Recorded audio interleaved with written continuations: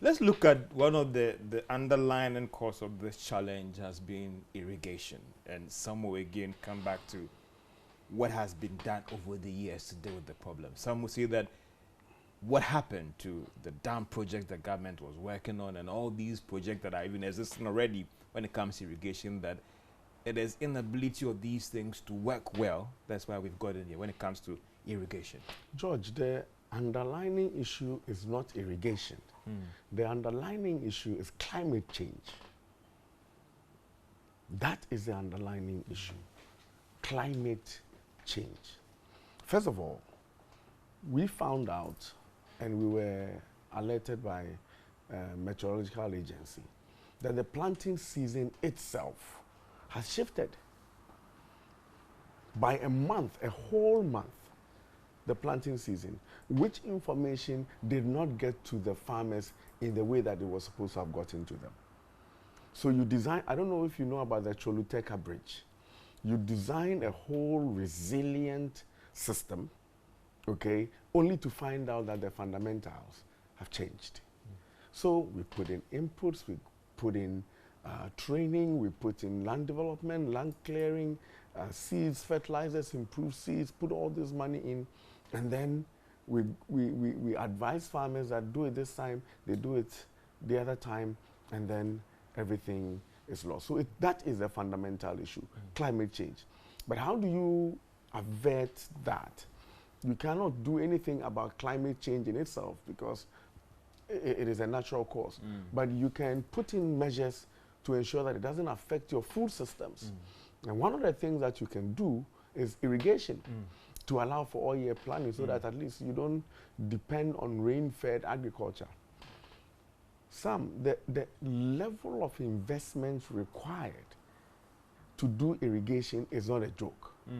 That irrigation systems, irrigation schemes are completely different from the dams that our government sought to do in the beginning. Yes, we're investing in irrigation.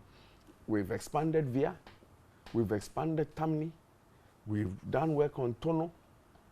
I'm doing, since I've been here, we're doing Acheampong, we're doing Kunedu, we're doing Pitiku, we're doing Ehinase, we're doing Afam Plains. We're doing a lot of irrigation. No doubt, but as we speak, I have 19 small irrigation projects ongoing in Upper West. I have 15 ongoing in the northern region. These are irrigation schemes. What we sought to do at the time was to create what we call small dams or dugouts to hold rain water. If you've been to the northern region, capital Tamale, when it rains, these we call flash floods. There's a lot of water. Within a short period of time, it just ran off, okay? And they are not able to hold this water for agricultural purposes. So our government at the time said, okay, look, what we'll do is that we'll create these small earth dams, these dugouts, okay, now one district, one dam, so that when it rains, it can hold the rain water and last the community. I think every dam has an irrigable area of about 15 hectares. So that those who are farming around the area, those who need water for livestock or for household use, can rely on that.